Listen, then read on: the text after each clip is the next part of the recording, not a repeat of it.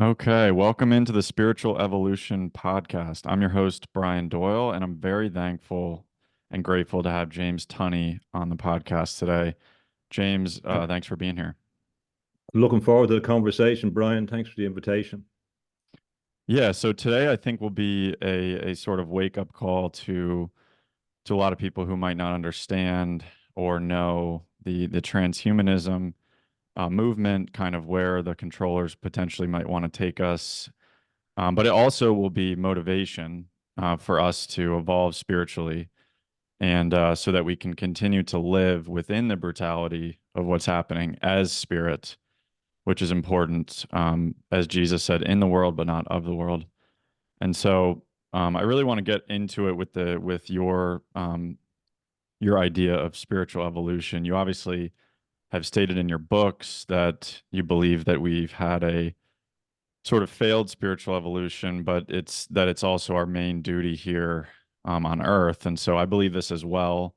I believe that Rudolf Steiner talked about this and was kind of his motivation as well, who really brought the seriousness of this matter into perspective. So that we were sort of failing this materialistic test, as he would call it, that we were failing it and that we needed to evolve. So if you want to maybe give your personal story about your spiritual evolution, and if you want to address this main problem that we face today as well. Yeah.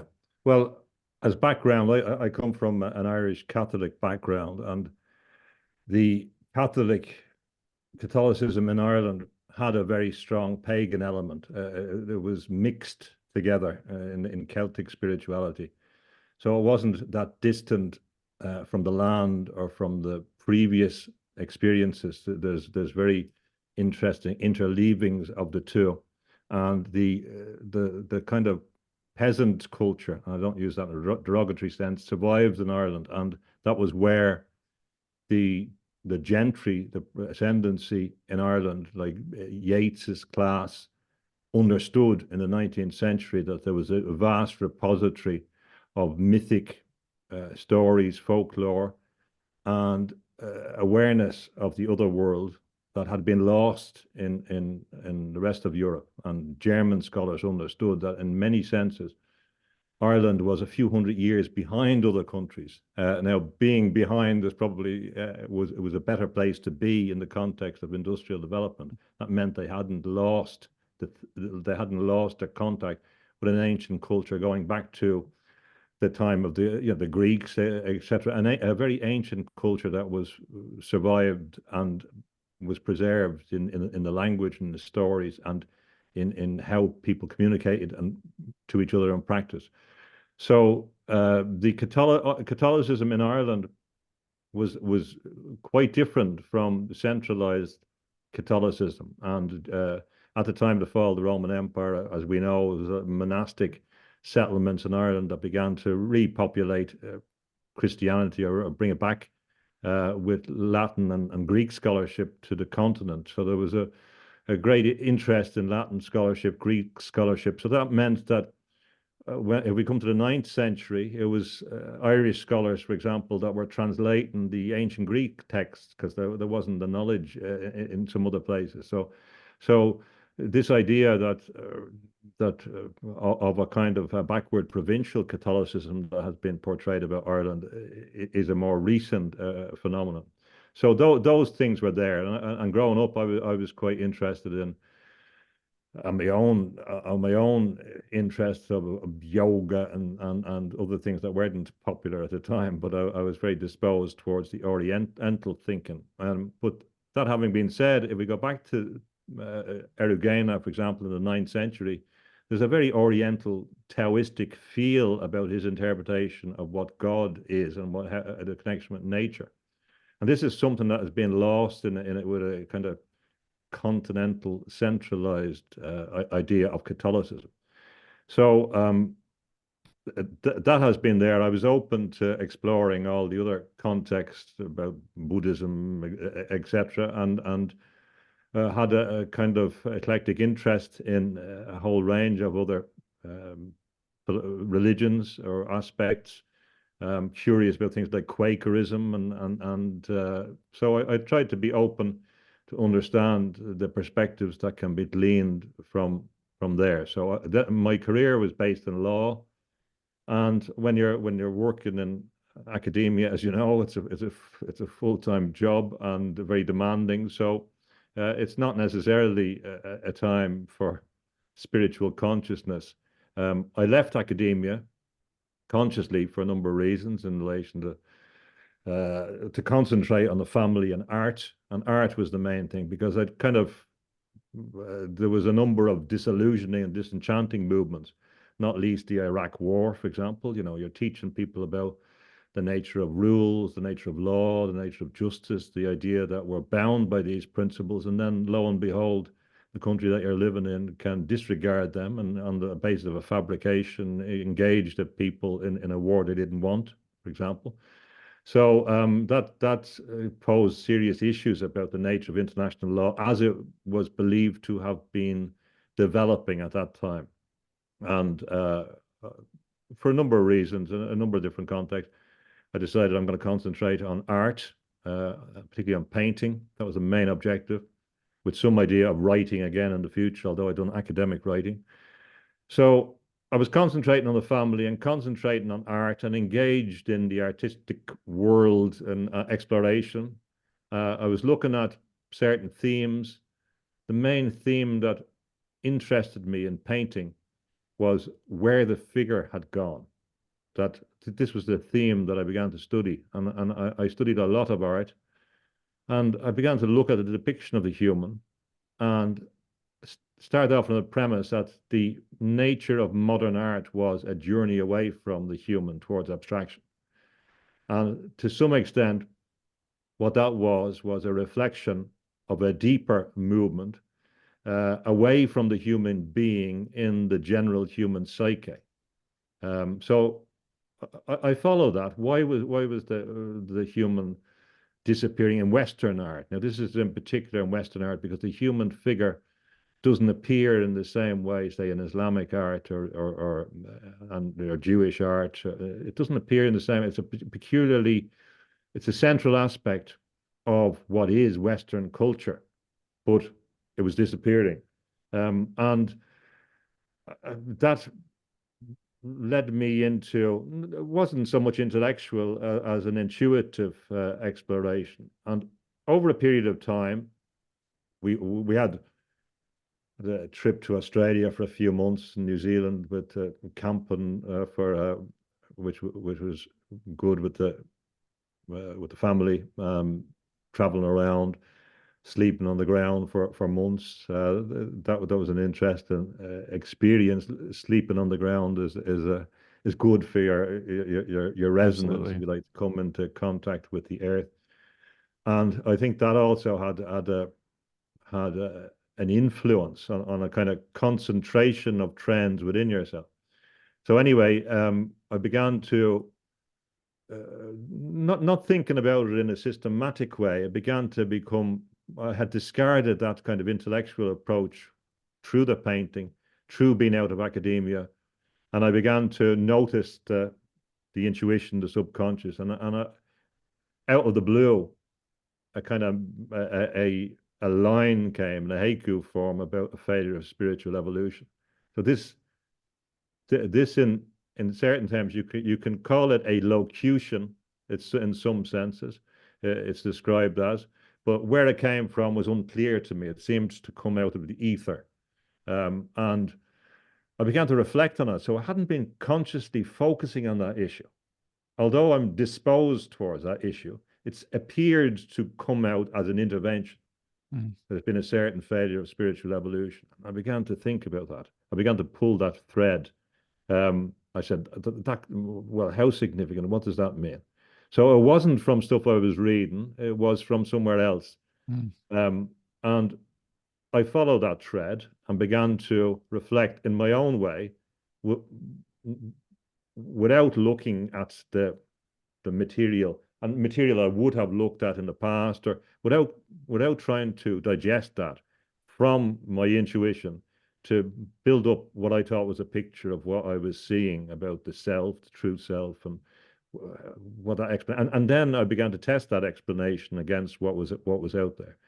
And so there was two basic propositions. One, there's been a certain failure of spiritual evolution, and we have to evolve, and that is the cause of the problem and the solution to the problem. As the cure for a problem often comes from the place where the problem originates in kind of terms of herbs and that the main problem, the manifestation of the context of the problem, was the threat of technology, the religion of technology. Now, I had studied and taught about the legal side of technology, I taught about competition law, intellectual property law, EC law, areas. I taught about areas that were relevant in the future, if you like. That was what I was interested in my explorations in law. I was always interested in the future. And in fact, my interest in that had come from studying people like Arthur C. Clarke. So from the in particular the 70s, I was interested in what people like Arthur C. Clarke was saying and accepting that to be an accurate statement of what was going to happen, particularly in relation to telecommunications. The thing that I had left to the side was this final proposition that he had about the future evolution of humans would be merger with machines. Now, that didn't register with me because I thought it was so incredible that who in their right mind would want that. This is what I believed in And the what 70s. year was that you That was started to in the 70s. in He the had a 70s, series like you out said? Okay. in the 69. So I don't know when I saw it, but I remember following that black and white series. And I remember uh, clearly following that and reading the things and that coming to that final, agreeing with everything else what made sense about the description of reality, and then come to this issue that this was the destination. So I put that aside. I didn't take that seriously. I really didn't believe that there was people that seriously would want to merge with a machine. So that was perhaps the only bit of the future that I miscalculated at the time. So anyway, in relation to, I started. I said, okay, well, this is a serious thing. This the mysticism and because it was a reality for me, I began to understand. And through, I think, painting and that, your intuition expands. When you do something which is about intuition and you follow it, well, then other internal forces begin to operate. So there is a natural progression of expansion or spiral in mystical development. So I became conscious as well that even a few years ago, spirituality was a taboo topic. You could talk about anything. You could do anything. You could advocate anything. But spirit was a dirty word. And this was a remarkable change in a generation. Even though people said, well, I'm religious, not spiritual, talking about the spirit in a real sense became a bit of a taboo thing because they've been working on that. And that they've been working on that in particular since from 1864, the X Club. The objective is to dispirit, despiritualize, and desupernaturalize the public consciousness. So that's why, talking about spiritual things, unless it was in a very specific context, became something that was a bit taboo. So, well, I wanted, as I became conscious of how devastating it was when people jettisoned their spiritual beliefs, as I'd seen in Ireland in the transformation through the Celtic Tiger era, although I wasn't there. When I left Ireland, it was a different country. So I've seen the way a society can be changed in a radical way, and this loss of spirituality was a big price to pay in my sense, and that's a generalization, but there's a lot in it. So I decided that I'm going to concentrate on this. This is important. It was always important for me, but I didn't feel the need to communicate it.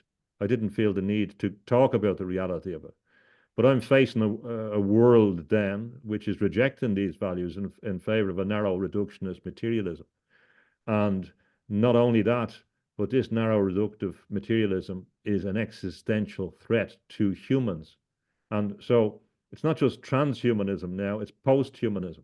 And posthumanism is a deep and even crazier concept that a lot of people will not initially accept as a real thing. The idea that we're not going to be humans any longer. And this is the reality. We're coming to the end of humanity as we know it. So I don't believe in that direction. So as long as I live, I'm going to defend the human as a spiritual being, and that's the initial thing, and also to emphasize the need for spiritual evolution. That's the starting point, and that's what I'm seeking to do.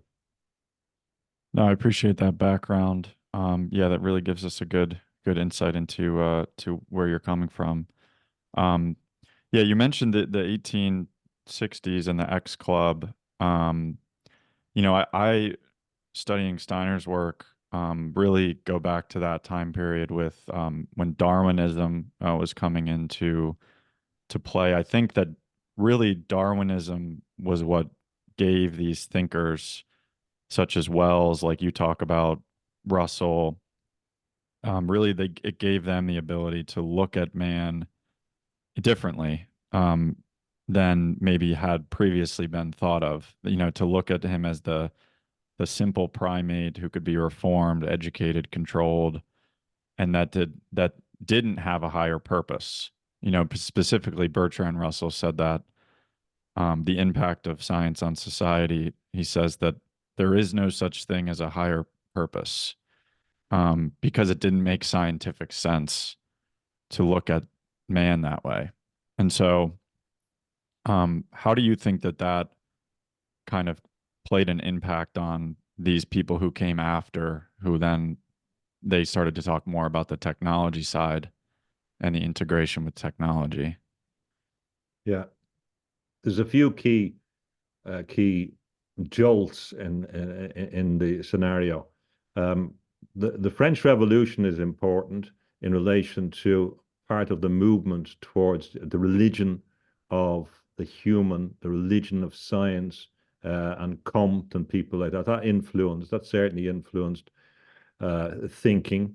The explorations in electricity, the context in which Mary Shelley writes about Frankenstein, the early part of the 19th century, the definition, the identification of the scientist by Whewell and people like that. And there's a split with Coleridge, where Coleridge um, is the natural philosophy side of science, and they say no, we're just science. We're not what you guys want to talk about. And of course, Coleridge was in the milieu that Mary Shelley is, and Shelley, her husband, reacts against this kind of scientific world by engaging in the occult world. You have one direction to, you have this trend, which is particularly associated with Protestantism. Shelley influenced the A. Russell and Yeats and the aristocracy were in a peculiar set. If you look at the origin of horror, for example, it's associated with the aristocracy. It was mainly written from the top down, and the ideas of terror and that were associated with a class that was always in a precarious position. Say, for example, in Ireland, Bram Stoker, Dracula, etc., the Melmoth the Wanderer. A lot of the early horror stuff comes from a class which says, how do we maintain control in the future? And then in the 19th century, not only do we have evolution, but we have a massive immigration into London.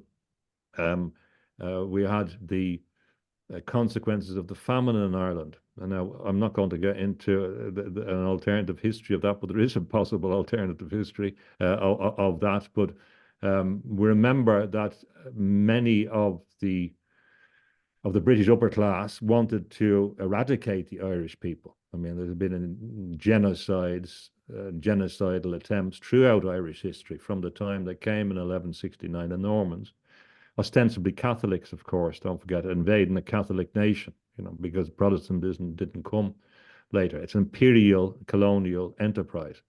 So this colonial mentality imbues the elite class in Britain. But they understood that the world was changing. There was movement of people with technology. London was, was bursting at the seams. And we also had things that people forget about that impacted on the psyche, like syphilis, which was devastating.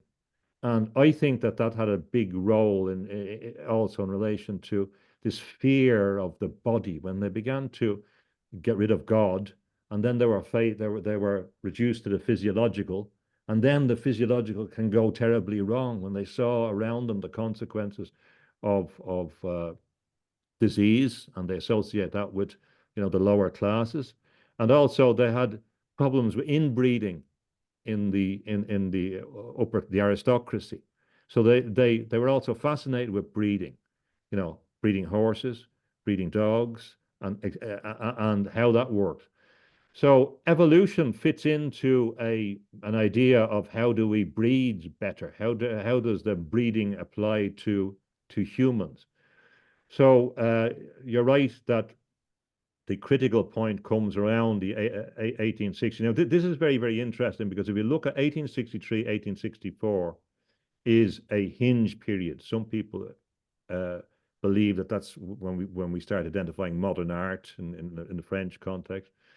But there's a number of pointers that suggest that something happened in the etheric domain. Now, Steiner puts it a bit later, but Yeah. it's not far off that. And if we look at some of the Marian apparitions, we see the idea, Lastellet, for example, the idea that there was a unleashing of demons associated with around the year 1863. We can see this idea manifesting in Dostoevsky when he comes to London in the Great Exhibition, and he says this is all about Baal. This is his perception of what this thing was about. It wasn't about progress and technology. He saw a kind of diabolical thing behind this industrial development. So, of course, we get the growth of telecommunications. We get the growth of the understanding already in the 1850s that the sea lanes that Britain had laid around the world would be the basis of a communication network. So it's from that period that the internet comes from. It's not from a recent That's phenomenon in amazing. the Yeah. United States. Wow. And in many senses, if you're looking for a candidate for the Antichrist in accord with Catholic prophecy, you might put it in the system itself, as opposed to an individual, in the system itself would make more sense and actually ties in with some of the ideas. But the key consequence of an evolutionary theory for people like Huxley was that there was going to be a change to agnosticism. Now, this is the thing that people don't understand. What is agnosticism? Well, agnosticism for Huxley, who defines it, is the idea that in order to have a belief, you had to be able to justify it scientifically. And there is no mystical belief really that you can justify easily, especially when we're talking about ineffable things which are beyond the measurability, quantifiability.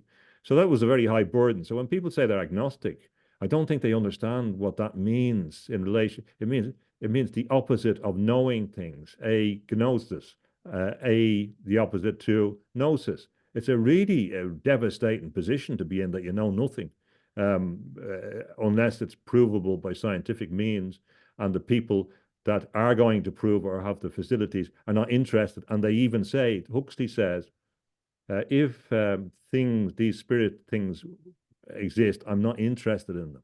It didn't matter. They're not interested in them. They want to dispirit and desupernaturalize the world. And it's from there that in the 1870s, we get the definition of psychic forces as a response to the eradication of the acceptability of the spirit. So spirit became reduced to spiritualism and communicating with the dead. And then they could set up a straw man, say, look, this is a fraud, this thing. There's no spirits. This was a part of the movement behind it. And psychology came from there because psychology was the acceptable face of behavioral things, how people behaved. So if we look in London, the area around Russell Square, the British Museum, became the center of psychology. It became the center of where places like the Tavistock Clinic came from, that Jung would come to. That had an important influence. Even people like Samuel Beckett went over in the 30s and had a psychoanalyst. Uh, Analysis himself influenced him. This was the area where Galton was with his ideas of eugenics. They were all mixed. They all became mixed. So what we had was a shift from the idea that the human was a spiritual being created in the image of God to a reductive behavioral idea of the human as an animal in various stages of evolution. So, for example, a lot of people think this idea of the connection between humans and apes was associated with skin color, and that the Irish were regarded as low down. So they were regarded as closer to apes, and they were depicted up till the 80s in British newspapers in that form. So this is a thing that I'm not prepared to have denied about the treatment of the Irish in this context, and the misconstruction recently of the historical evidence about what this was about. So, and this was where racism came from. This was where the classification of the races came from, where ordinary people that heard what the scientists said believed that certain races were inferior to others because the scientists said so. And so scientific racism in Europe was very, very important. And we had loads of things about the nature of the mind and the nature of the skull and the significance of the skull, which redefine the conceptions of who we are. So what happens over a generation, in my view, is that we have a shift towards total behaviorism. We say the human is something that can be controlled. And with the anti-colonial struggles and culminating in the 1920s, we had this view. The empire had to change from people like Wells, and that was a student, of course, of Huxley. The empire had to change, and the empire was going to shift from a primarily military operation towards a public-private, corporate, transnational system of regulation, which was ultimately aimed at controlling human consciousness, which manifested or was articulated in Churchill's speech in 1943 about the future empire was an empire of the mind. So they're telling you, and if you look at this thread throughout science in Britain from there in the 30s, 40s, it was how could they control the human mind and physiology? And it's still ongoing. Still yesterday or today, when Elon Musk's announced that they've got this thing in the body and it's working on humans. It's not from America. It's from there. You cannot understand that American experience without understanding this Victorian experience. And in fact, they have more control over these things than in the United States people believe. So there are good books written recently, like Control Oligarchy, about the United States. But they, as far as I understand, a lot of their analysis failed to understand that what happened in the United States with the corporate giants, the Gilded Age, was a direct manifestation of the power of London in relation to the control of intelligence. Of course, this goes back to the Elizabethan times, the British Empire, the nature of intelligence, the control of intelligence, the occult interest that the empire had. And they were masters at it. And they were masters at using small resources to control large amount of people, mainly from the Norman background, from the French background imposed on Britain. So the result of this is that the human becomes dispirited. Their spirit is not recognized. But there's a twist on that. A lot of people, there is a band of people in that who do actually believe in the spirit within that, who don't dismiss the spirit. They're not materialists as well, but they want to control other people's spirit. So there's a lot of interest in the occult and a different conception. They're saying, well, actually, the spirit does exist, but it's going to be our perception of the spirit. It's not going to have these limitations on behavior or rules that will stop us doing things. So that's another dimension to it. But a Yeah. deep materialism influence and caught hold. So if we look at science in the 20th century, in the 30s in Britain, crystallography, a lot of the evolution theories, Haldane, Huxley, they were deep materialists, and they believed in materialism in a deep way because they had burned their bridges with any perception of spiritual. Yeah, absolutely. Um, no, you touched on some really important threads there, and I think you're right. A lot of people don't realize the control that that Britain, even to this day, would still have over the United States. There's been some good research by American intelligence media, which is Douglas Gabriel and Tyler Gabriel, who run that YouTube channel. So check that out. But it's interesting the materialism that came in during that age, and I think that Steiner potentially was sort of an answer to this, um, and this potentially Ahrimanic influence that came in with this materialistic thinking, um, as he would call it, shadow-like thinking.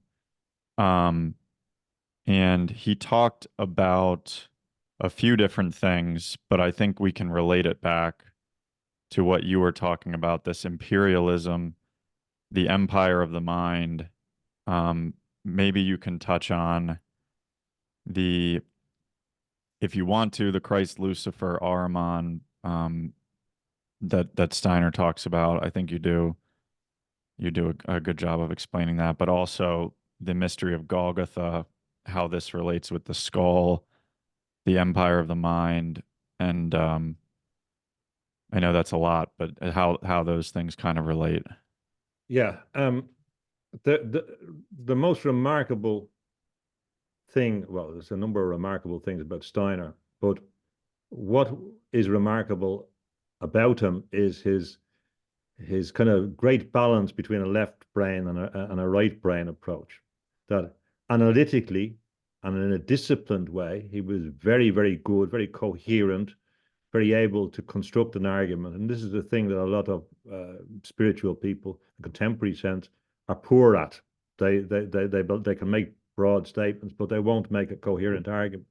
So that was because of his exposure to scholarly work, I think, that he understood the necessity to have a disciplined approach to the communication of information.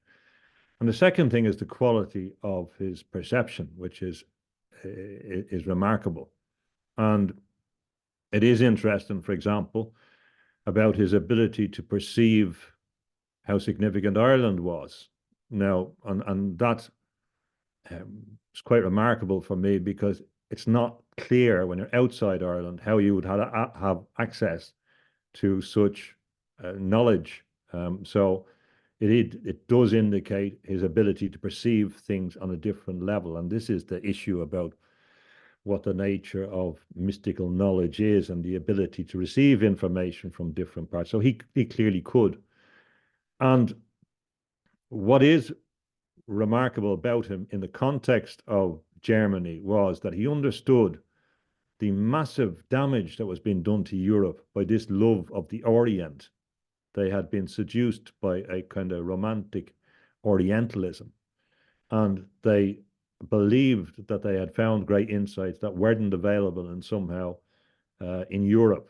And he understood this was a fatal error, which is why he distanced himself from the kind of Blavatskyan approach. He understood that in many ways there was no central discipline to that. So he was therefore able to inspire the the stream that comes from Yeats, but in particular C.S. Lewis and the Inklings and that. So Steiner's influence is critical in relation to producing a countercultural movement to this movement away from European roots. And in particular, he understood that it was absurd to throw the baby out with the bathwater and to reject Christian heritage in Western Europe. He understood that firstly it was absurd. Secondly, it was very, very damaging. And thirdly, that if people did, well, they didn't understand what had happened. And that's why he emphasized from his terms, spiritual, scientific terms, that something had happened, a remarkable thing had happened in the etheric domains that could be perceived, associated with Golgotha. So in his spiritual, intuitive terms, if you like, or in that reality, he knew that something had happened. And there's a very strong movement. There's a very strong level of investment in the attempt uh, to deny the historical existence of Christ, and that, and some of it is frankly ridiculous. But I mean, if people want to buy that, that's up to them. But the they tend not to look at the decent scholarship. They tend not to question whether any of this is politically motivated, as we have been told it would be, as we're told from Gramsci and that he had to destroy the underpinning of Christian belief, that there's a political enterprise too. And even if Christianity never even if there was no such person as Jesus Christ, you would still have to explain all the consequences of belief in Jesus Christ, and the profound effect of that on culture.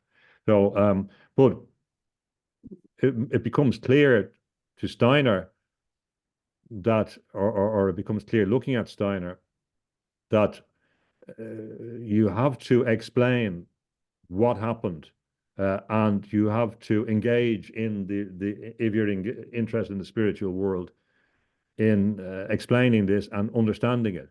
So even people like Jung, who's although a lot of Christians are more disposed to him, there's a lot of other work which explains that he essentially wanted to replace Christianity in many senses. The number of books in that argument, but he would not deny the power of Christ in relation to the idea of individuality, or Illich talking about the significance of Christ in relation to the sense of what life means, and things like that that we accept for granted were based on this trajectory. And people are willing to accept things like Prometheus as real in some sense, although we're not talking about any historical figure at all that had any ontological effect on people. So Steiner is linking, and a very important thing as well, he's showing how ancient culture and Christian culture was linked in a broader sense, that there wasn't a disjuncture between them. There was a correspondence between them. And in particular, the incarnation was critical, and that's a fact that becomes important for other people later on who are critics of technology, like Bernard Charbonneau, even though he's not being particularly Christian, or Jacques Ellul, this idea of the significance of the incarnation. Now, people say, well, I don't think that's very important, but they're willing to accept it when you hear it happens in India and there's avatars and things like that. That's no problem. Yeah.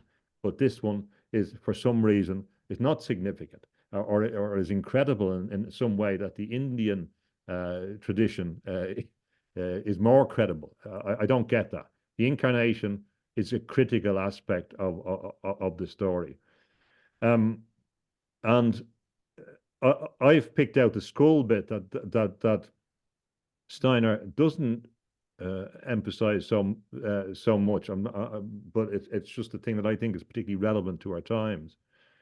That the motif behind the Golgotha, the skull, Calvary, the iconography of the skull, the link between Golgotha and possibly the skull of Adam and Goliath and David and etc., is a pointing to fundamental conflict in human history, about the spirit and control of the head, the battle for control of the head. And so when we're talking about this great Everest that has been conquered by Elon Musk's team, able to put something in the human head. We're in this same tradition. It goes back through Golgotha, back to Babylon, back to necromancy, back through this idea that if you control the skull, you will control the human spirit. Now, that is correct. If they do get control of our skull, they will be able to suppress our spirit. And what Steiner realized is that from his time onwards, there was always going to be this struggle over the control of consciousness. And that there would be two aspects of that. There would be the desire to merge with machines, which remarkable foresight of his, and there would be the attempt to suppress the functioning of the human spirit in its incarnated form. So this is the thing that people don't understand, that the subjection of the human body to technology can function as a suppressant to the normal functioning of our cognitive functions in which our spiritual context operates.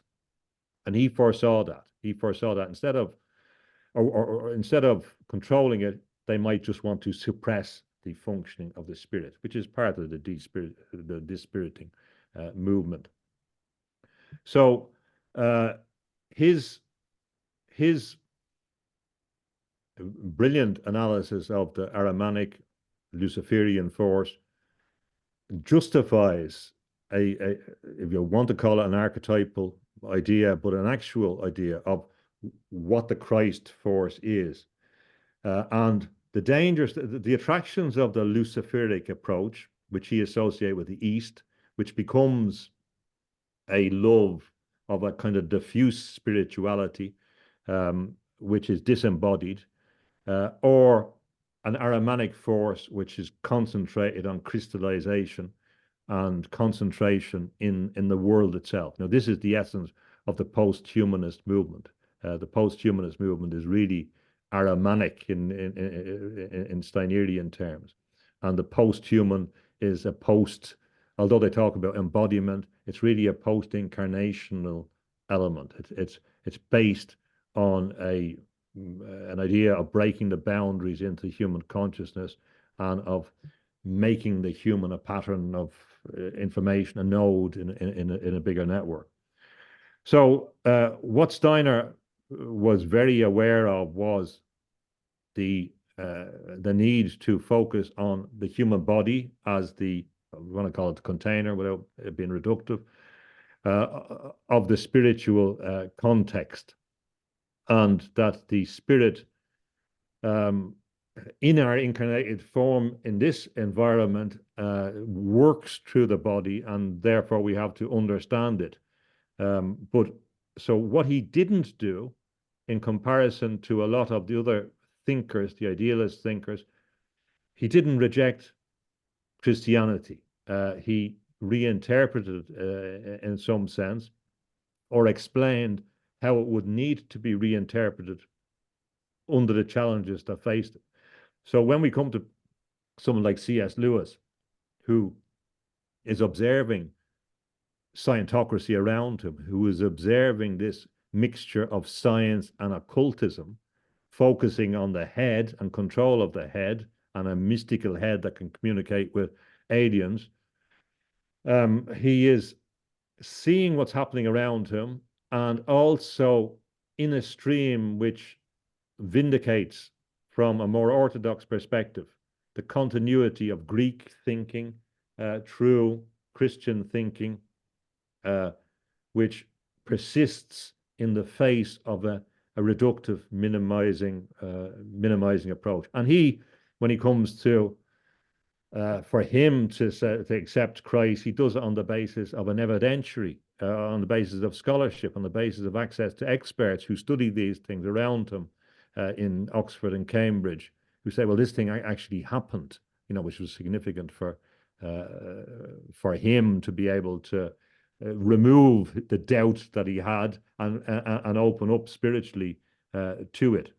So Steiner is critical in his deep intuition of this threat, this threat to the human spirit. The idea that, and what that means, what the Aramanic thing means actually for me is that it won't be just control of your consciousness in this incarnation. It will be an attempt to control your eternal soul. Now, a lot of people don't believe that, well, the eternal soul exists or that that's possible.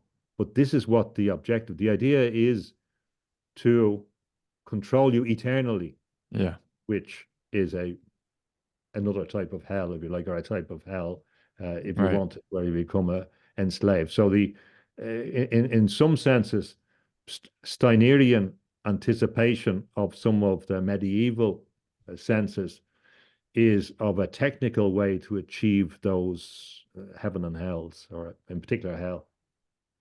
Yeah. Yeah, no, he does talk about people that do not ever take in any information about the spirit through their life on earth when they pass away will have issues basically getting back into the spirit world. They will be kind of stuck in this earthly plane where they will actually cause chaotic things to happen. And there's an argument to be made that that's why we see more and more wars and more chaos throughout the earth now, is really that a lot of people have gone through this materialistic life. Um, and yet he continues to harp on the fact that if we don't understand the spirit, if we don't understand it, then the chaos will continue. And he made another prediction, which I want to read a quote from this lecture, Materialism and the Task of Anthroposophy. I don't know if you've heard this before, but he's pretty accurate in this description. And part of me wonders, this is a prediction from him that talks, he's talking more about pretty far into the future.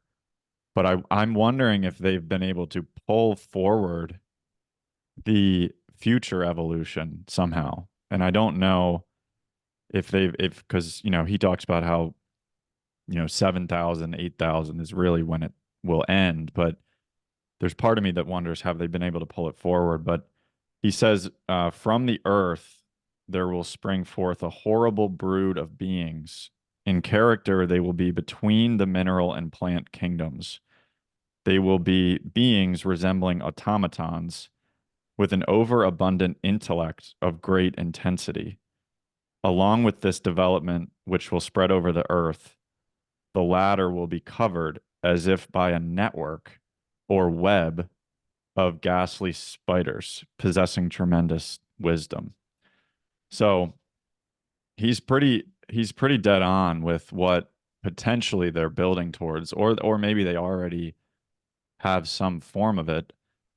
I wonder if you think that that connects to sort of the internet, or if it connects to artificial intelligence, robots. Those are sort of maybe the automatons, and maybe we sort of can become that. We have the choice to eventually become an automaton, and that's part of this sort of backward evolution, um, where we actually evolve backwards from human to animal to plants to mineral, instead of the other way, which we can evolve higher than human to spiritual human, and things like that he talked about. Um, so I wonder if you've heard that, or if what you think about that. Yeah, I have. I think I've dealt with a bit in the book Plantation of the Automatons. I've addressed what that's about, Hmm. or the argument behind it, and explained really that what we're facing is a plantation of automatons, and that's what humans are becoming. So, from a different angle, but Yeah. his perceptions are right. What is happening is that we are being mineralized, we're being crystallized. Hmm. That a lot of people don't understand, and he did. That Yeah. there's a crystalline structure to the human body. Now, I believe this is what Christ was talking about salt and light, and they go together. So we are, you're the salt of the earth, you're crystalline, but you can lose your saltiness. Now, people say, "Oh, well, that loses the spice of the." No, it doesn't mean that at all. It means that you can lose your capacity to exist in your incarnational form, which is dangerous. So, and that's the context when he talks about light. It moves into light. So, I've argued in the Mystery of the Trap Light that we are light beings. This is the this is who we are. We're made of what I call spiritual light. It's the essence of the God or whatever you want to call it, of divine consciousness, and we are that. The the function is to transform us into lower entities, electricity, beings which are electrical, and he saw electricity as an evil form of light. Mm-hmm. All the technocracy movement is based on electricity. All of this electrical grid system is based on the technocratic system, even though they're telling us that all this new electricity is not enough for all the artificial intelligence. But there's going to be blackouts because the artificial intelligence needs it. Mm-hmm. This is what was foreseen by John Lilly in the solid state entity, that this Mm. network would suck up all the resources of the earth. And it will, of course, integrate us. So this electrical movement is about something else. And you can get a sense of it, of where it was going in an occult way, from The Power of the Coming Race, or The Coming Race by Bulwer Lytton in the 1870s, where we had the Vril underground, who were the Vrilya, who had this mysterious power, electric-like power, and that was the nature of their beings and the beings on the earth.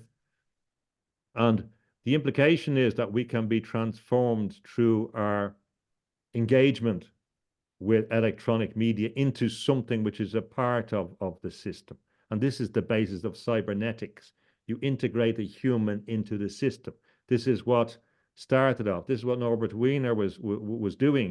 He was how can we get the human to work better when you're firing machine guns at aircraft? So this is what the whole movement of the military industrial complex is in the United States.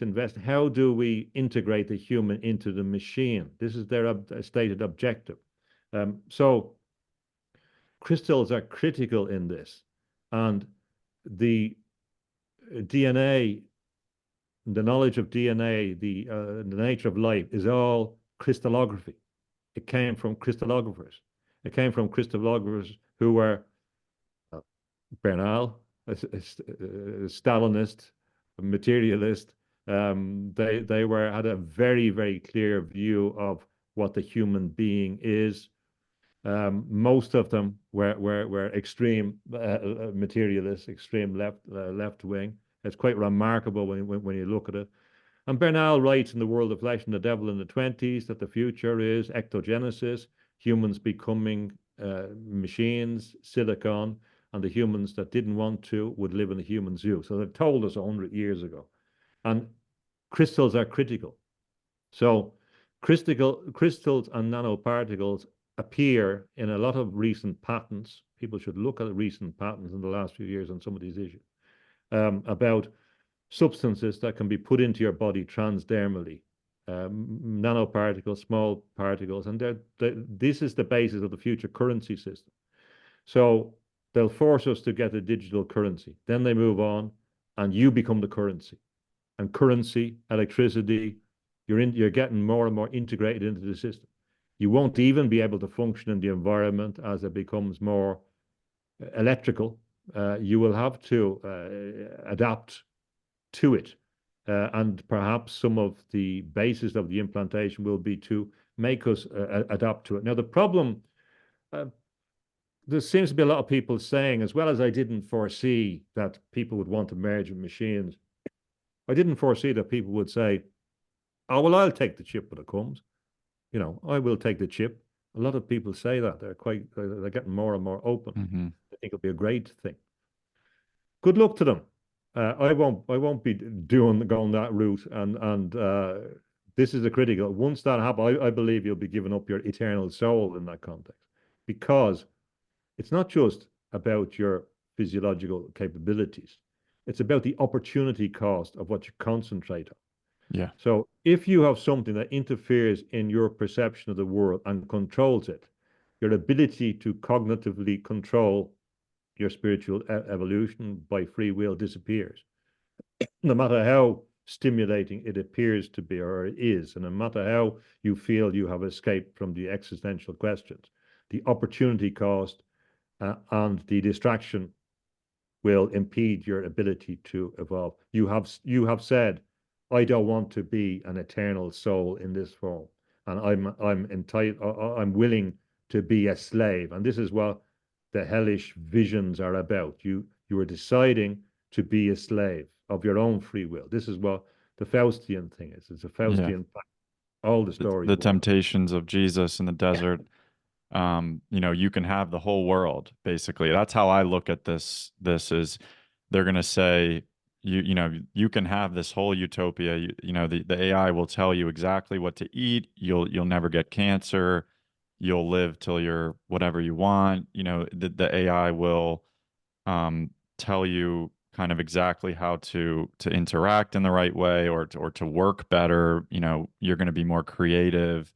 You're going to have entrepreneurship. So they're selling it in this way, but that is one of the key temptations. And it's also in the Bible, the mark of the beast. That chip, kind of fits in with that as well. But and it's all about autonomy and freedom. And we're giving that up. But it's also about, like you said, that's a key point is the perception and concentration. Um, as you're attempting to spiritually evolve, there's exercises through meditation and things like that where you're working on being able to control those things. And people have kind of given that up. And it's the autonomy, the freedom, it's part of our karma and our destiny. Um, and what I believe that this satanic force is attempting to do is actually to eliminate karma. I don't know, it's because you're giving everyone a similar lifestyle. You're giving everyone sort of this same kind of cookie cutter way of living. And I actually think that is part of that spiritual elimination. And I think that these issues are sort of leading to that elimination of personal destiny. Even people's karma who are supposed to sort of get sick or have issues that then they wouldn't have because of things they've done in past lives. Something that I personally believe in. But um, so how do you think about those issues related to the elimination of the spirit?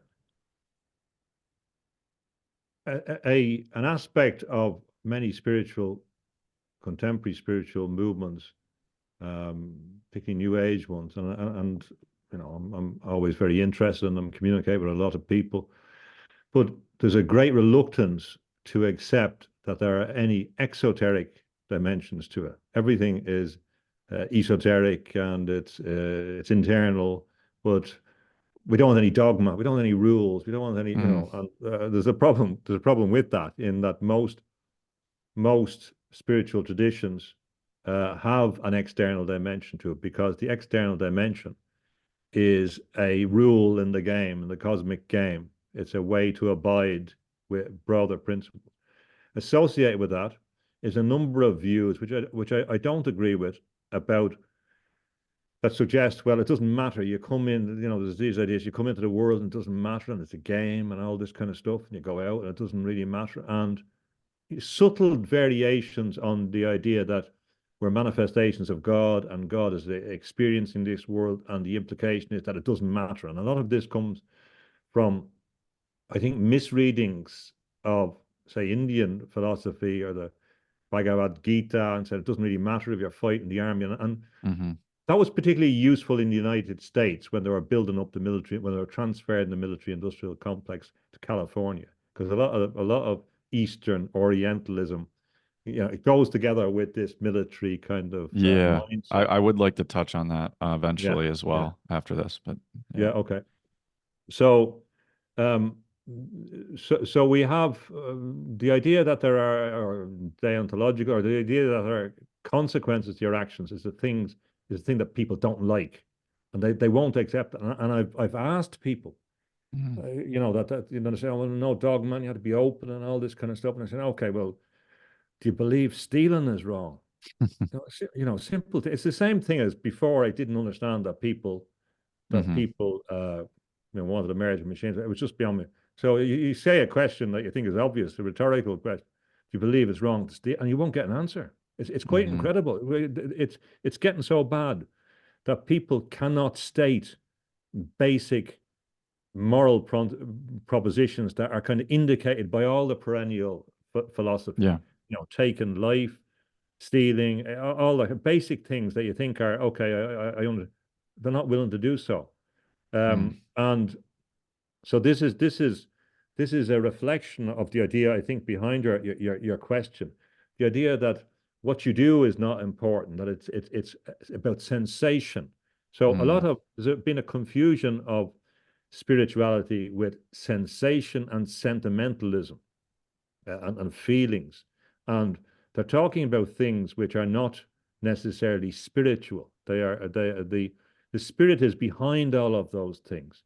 The spirit is the source uh, of these contexts, but they are not it. So there's a confusion in that context. The I do think Christianity is superior in its more coherent about the nature of suffering than other traditions. I think there's a uh, I think there is a depth to the philosophical basis of suffering, which is important because a lot of the thinking behind evolution and intervening in evolution, the Promethean idea is to stop suffering. Mhm. Suffering is bad. Aggressive people are bad. Let's take the aggression out of people. So you get this Mm. removal of free will and relinquishing of free will, which is the essence of our spiritual condition. It is that choice. It is that moral choice to make decisions, good or bad. This is what defines us. That's what Anthony Burgess was exploring. Well, he came from a Catholic background as well, in A Clockwork Orange. What happens if you stop people through your behavior, or managing their behavior by medical intervention from doing wrong? And he believes the implication is that he believes that you're not human anymore. Mm. And there's an interesting debate.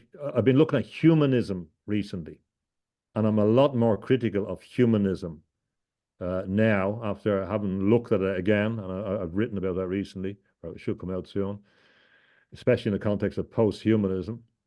But there was an interesting declaration in 1980, and an interesting debate between Popper and other humanists, where Popper wouldn't sign the Humanist Declaration because B.F. Skinner had signed it. And he said he was critical of B.F. Skinner being, a representative of humanism because of his knowledge of his behaviorism and the control of human behavior. And he said that Skinner's humanism was a more dangerous fundamentalism than any other religious fundamentalism. And a remarkable statement. But so the behavioral approach through operant conditioning and that, through credits, which is what we're getting, is to eliminate our effective free will by nudging and by control systems and by forcing behavior into narrow parameters, into a straitjacket. And also the idea of eliminating suffering. So, for example, well, you can see from the range of choices made in relation to birth control that there's going to be a lot more narrow range of people existing in the future than they did hitherto, because people are deciding that certain conditions shouldn't persist in the gene pool, and they're making decisions to that effect. And this is a reduction of the scope of neuroplasticity at a time when they tell us that they celebrate wide-ranging Mhm. neuroplasticity.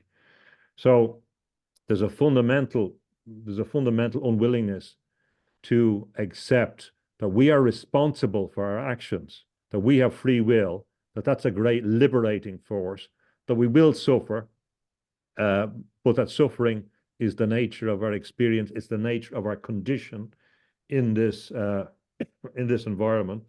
I don't the survival of karma through different within different individuals and different incarnations.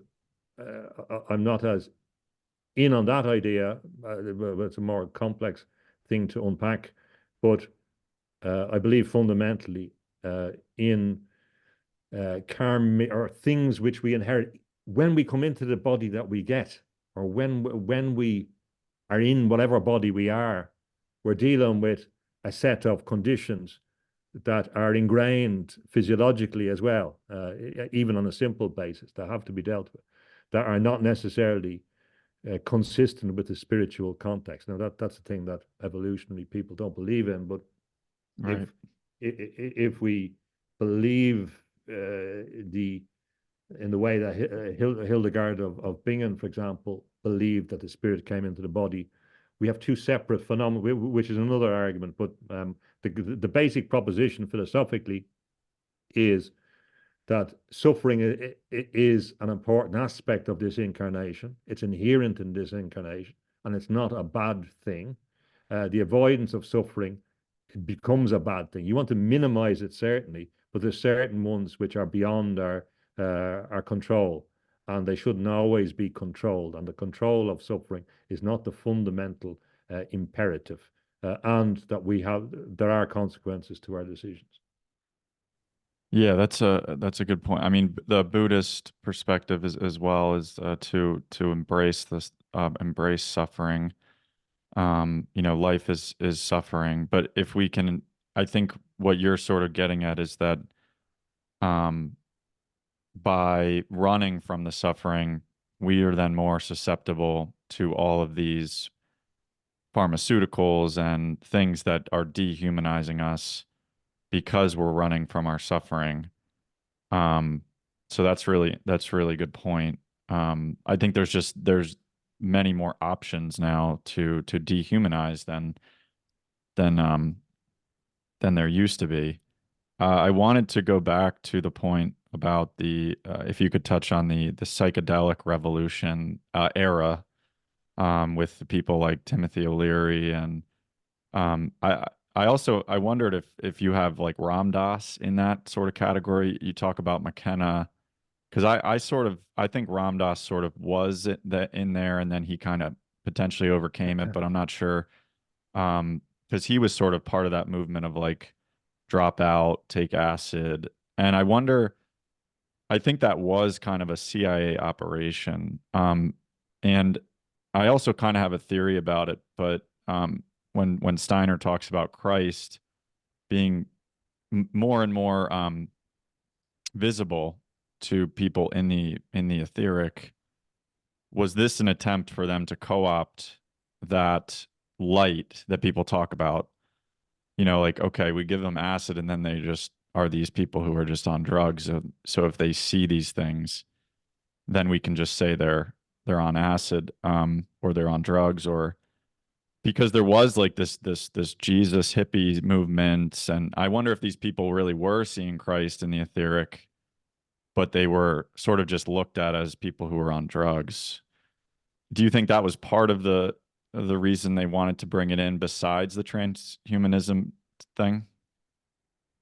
Um, well, there's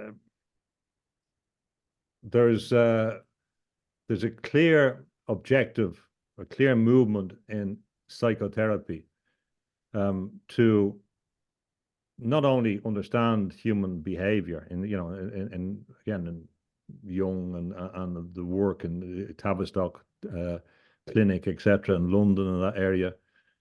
It's to understand how the human can be governed and to prepare for the empire of the mind.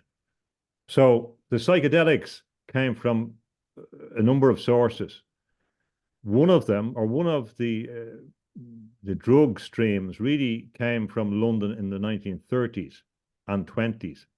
And what happened was they had a huge amount of people came back from the First World War with shell shock. There was 200,000 people, 200,000 men who couldn't function because of their experience. They couldn't function mentally. So they began to experiment on them. And they began to just like, well, let's try this. And this is where a lot of the amphetamines, barbiturates came, people like William Sargent, etc. And William Sargent then in the Second World War, or at the time of the Second World War, when people, they were, evacuees were brought back from Dunkirk, and the same thing, they were broken. So he began to experiment, and he began to understand through his experiments on abreaction and with drugs that you could remold the human through the traumatic context. And the War Office sent him, when he published an article on it, the War Office called him in and said, we don't want any more publications on this. And his activity was brought into the military industrial complex. Again, Bletchley Park is important in study of intelligence, which became the basis also of cybernetics after the war with Turing and others, and the Ratio Club around Russell Square. But this is where a lot of the cooperation comes from. So, for example, when you have all the X-plane series in the United States, the secret planes, the Brits were working on them in the 40s. It really started, and they were cooperating on this context as well. And we have the German connection. The Nazis were experimenting with mescaline and things in Dachau and places like that. And then we had LSD emerges in Switzerland. So this is from the industrial complex, all this stuff comes from. So when we come to the United States, it's clear for me that, well, McKenna is quite clear. He thinks the humans are apes and that they can only develop a prosthesis. And I get a lot of pushback once I mention McKenna because he's a kind of godlike figure. And I have had, well, intellectual hostility, we call it that, from people that react. And why can you say things like that? When I merely make the case that this is what the man said, this is what the man has said about human nature and human evolution. And everything he has said is consistent with what the guys said in the 1920s in Imperial Britain. So I am very suspicious about most of these liberating gurus in that era. I'm cautious as well. I understand that, there's gradations, but I'm not particularly impressed by someone, and people are not reading what they actually say. I mean, it is impressive explorations on one level, but they have to understand the context they came. Every one of them, John Lilly was involved in working with experiments on brainwashing, etc., before he goes on working with the dolphins and the flotation tanks. And of course, when we have Timothy Leary and his Good Friday experiments and mixing traditional religion with the psychedelics, the purpose is to prepare for the next application. The idea that, well, we had the idea that science is a religion, humanism is a religion, and that there would be a replacement religion with ritual. So we're now talking about the ritual element of them. Now, certainly there is something in the context whereby people do have an experience of a bigger thing, which for a lot of people, for example, Huxley, he didn't have an openness. It's probably the breeding line that he came from, that they were very hostile to being open to any spiritual thing. So he kind of needed drugs to do it. And he explains to us in his work about the use of psychedelics, as we know.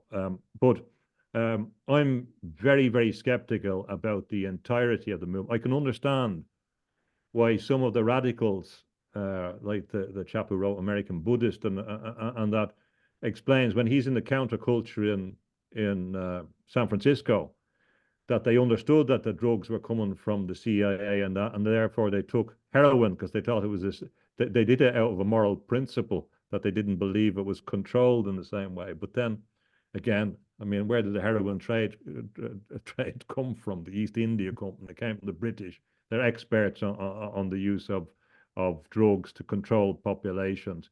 There's long gone, and we had the anticipation of the countercultural movement in Britain, and the movement, with opium around Coleridge and around that generation.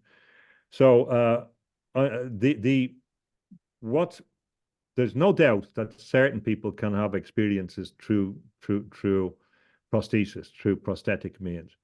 The problem is in understanding what those experiences are and in being able to separate sensation and cognitive opening up with spiritual experience. And It doesn't context. explain, They don't have context. yeah, and it doesn't explain to you what this is. So Yeah. in many contexts, we listen to Joe Rogan talking about the mechanical elves, and this ties into Yeah. some of the stuff we're talking about beings of a different nature than Steiner was talking about. I say to people, what happens when you die and the mechanical elves are there saying, "Oh, here, welcome. We're glad you decided to join." You say, "Well, I didn't come to join you," and they say, "But you agreed to. That's what you were doing. You came into our world, and I didn't understand that. What were you doing there? You know what I mean? It's kind of people are Mm. going into zones and thinking that you can do so. You can engage with whether psychic or other ontologically real beings or whatever. You can communicate with them, and there's no consequences. It's the same proposition. I say that if you look at people like Evelyn Underhill, who did engage in ceremonial magic and then rejected it, who did write about being possessed by spirits, and who did have some sense of things that could go wrong, she made very, very clear that mystics don't engage in these regions. They go through them. That the zone that the human spirit is meant to be in is not these zones. What I find very strange is that all the new age stuff is is focused on those sensations. It's Yeah. focused on the lower astral plane, and Hmm. it's drawing them down. So my concern would be that you are confining yourself to the plane of hungry ghosts, that you're removing your capacity to move from there, that you're creating attachments in that zone that you've known nothing about. Well, and that's fine if you want to do that. Good luck to you. But what the spiritual teacher, whether from a Buddhist or a Christian position or an Islamic tradition, is saying that you are a being of light, the same as the reflection of the divine source, and that's where you belong. That's what in the Gospel of Thomas, Christ says, if they ask you where you come from, say you came from the place where light came into being of its own accord, and that's where you come from.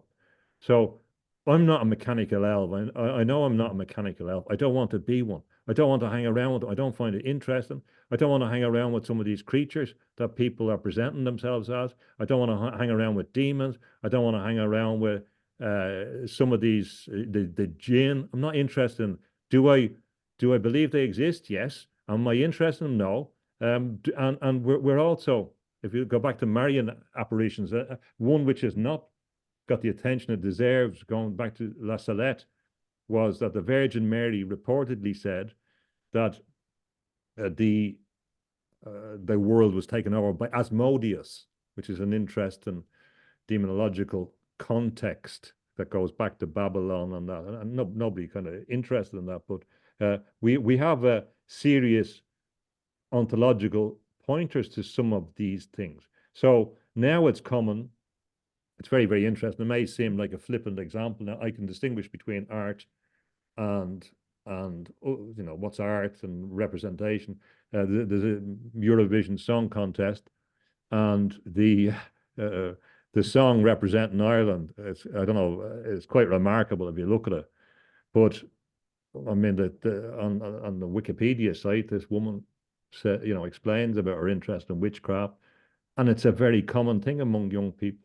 Now, I don't know whether it's Harry Potter or whatever, but they either don't believe it's real or they do believe it's real and they want to participate in it. Now, both of them are very, very dangerous things. And I can't understand. Perhaps it is a consequence, not just of possession, which William Sargent talked about, but a consequence of when you remove normal spirituality, the absence would create a sensation for any type of spirituality. And Yeah. the desire, the hunger for anything which seems spiritual is better than nothing in a nihilistic in a nihilistic world. The last point, William Sargent wrote when he was talking about the drugs in terms of possession, and he did some interesting work in Africa. And they, when they went out there, they understood that the elders and the tribes out there exhausted the young people. They had all these dancing things, the tribal dancing. So the young people would become physically exhausted. And when you got this physical exhaustion, then you had this removal of discontent from young people with the elders. And I believe that that's the basis of the disco movement, the mass movement of mass music, that it really is a deliberate strategy to control the revolutionary tendencies among young people by exhausting it by a cathartic sense. Mm. Yeah. No, it's the young people um have been really abused in the past 20 years with all the technology that's come in. Um, and I wonder how sustainable some of it is. I wonder about these kids who I see who are completely attached to their phones and they're only in eighth grade or seventh grade. And they are just, they're almost like addicts, like the way that they look. They're like they're like they're on drugs. Um, is it something that is sustainable?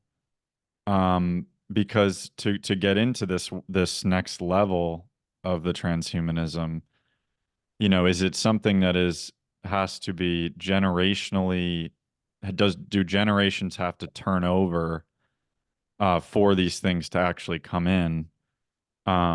Because I don't think we really can handle it physically or mentally.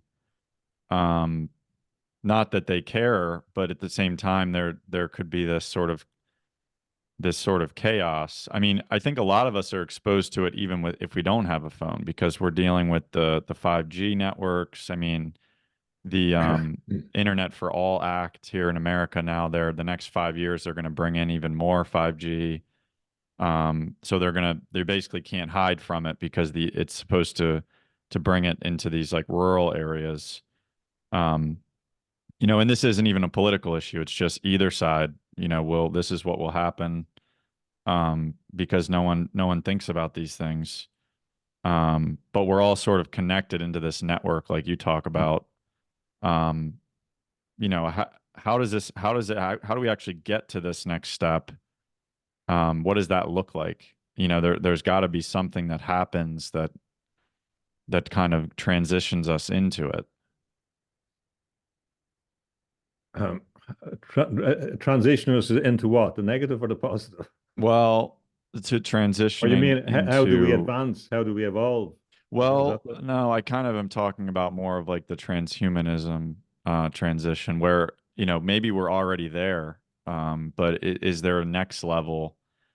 Because I already see it as something that is just not sustainable for people to be a part of. And so how does it even get further down that line? Is it something where we have health issues that come up, and then they give us these next levels of things that promise us to, better health, or how do you sort of actually see it okay? playing out where we're Yeah.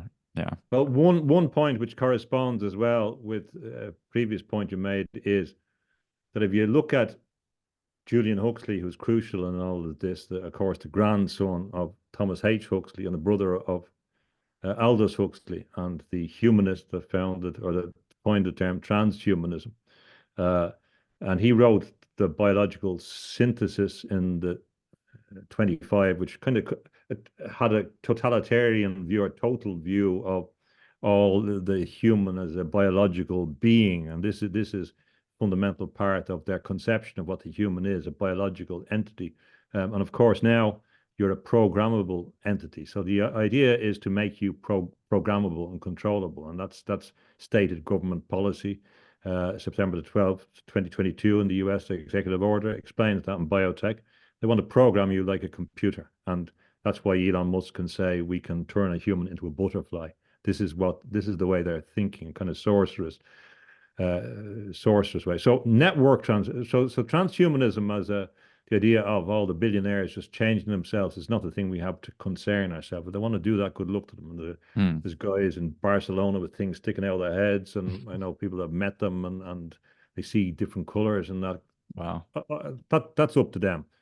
Uh, this is not the problem. The problem is when they do it to you and you don't want it, Yeah. as happens, as will happen. So I call this endosymbiosis, the insertion of some technical thing in the human body which connects you to a network. So they can do it a number of ways. The way they are going to do it, in my view, is with liquid crystals, with crystals. So the problem is we won't probably know whether they have been put into our body, and Yeah. this is the big problem.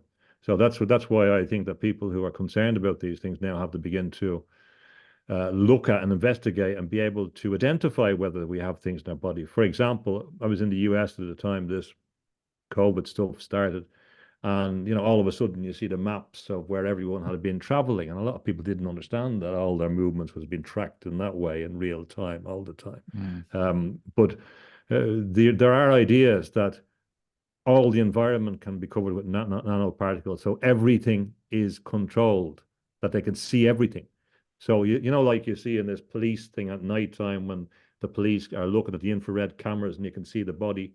The idea that that would be everywhere, everything you do, and that the computer can say, oh, Brian's not feeling well today. Brian's a bit angry today. Brian is because Mm. they can make you transparent. And associate with that is the harvesting of your energy. Okay, you get universal basic income, you get the credits, Brian, but we need something off you. You don't have to do any work. There's no work for you to do, but you can sit on this machine for 10 hours and we can harvest the energy out of you. I mean, these are serious things. Yeah. These are implicit in some of the patents that have been granted already. So what they're going to do, the future is crystal, and then you will be mineralized. Then you are in the system. Then the system has control over you. So in the meantime, we have a degeneration, and this is in Julian Huxley's ideas as well. They're very, very conscious that if a biological being has certain functions and they don't use them, they lose them. And this applies in the social context as well.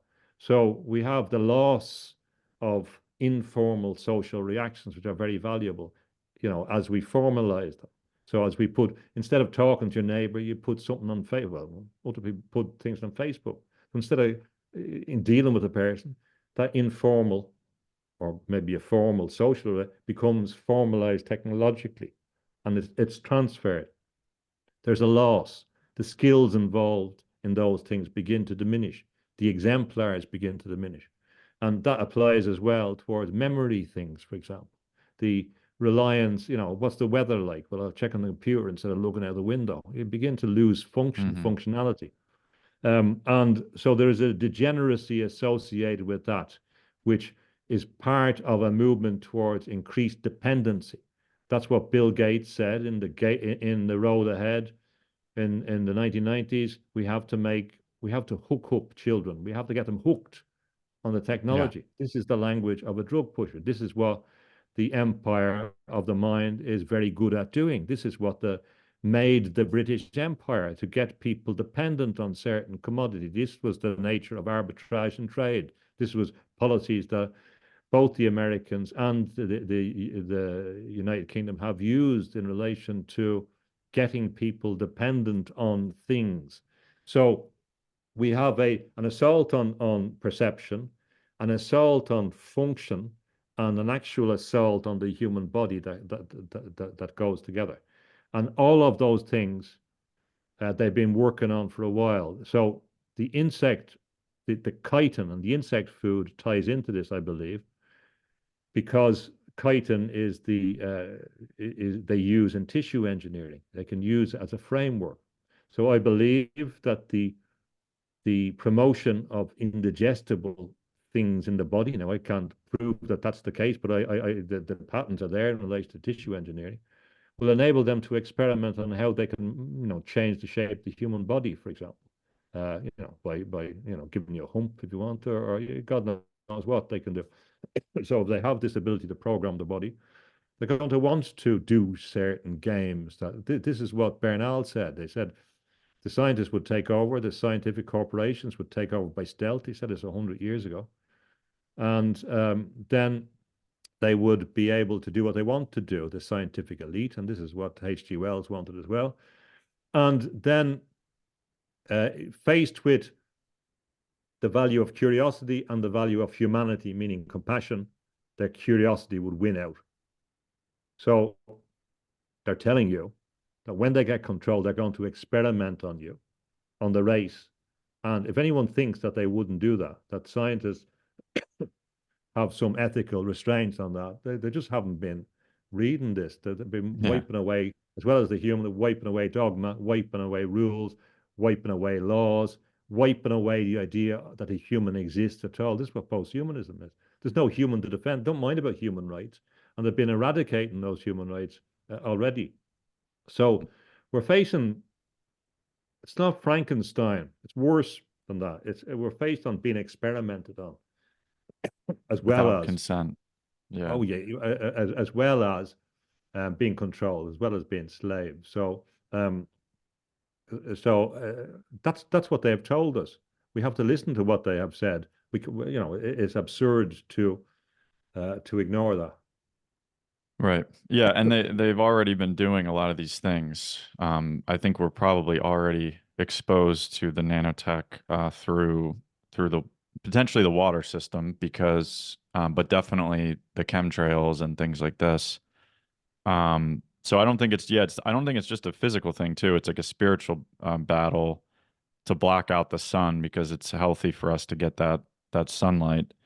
Um, then they have the SpaceX satellites that they're sending up. They're creating sort of this like grid where now Elon says that everyone will be able to access these satellites through their phone, which means they're just all going to they have the ability to beam down that radiation. And there has to be some kind of combination with the radiation and the nanotech that they can control it potentially the HARP program, things Yes, like that's that. that's Elena there in the Freeland, patents. you might Yeah, have yeah, heard the Elena Freeland. She wrote those books on that. But yeah. It's in the patents. You can see it. yeah, The idea of the things in the body will interact with an external system. It's yeah, there already. Yeah. right. Um, and so, is it something that is? I mean, I sort of look at it as it's potentially too late.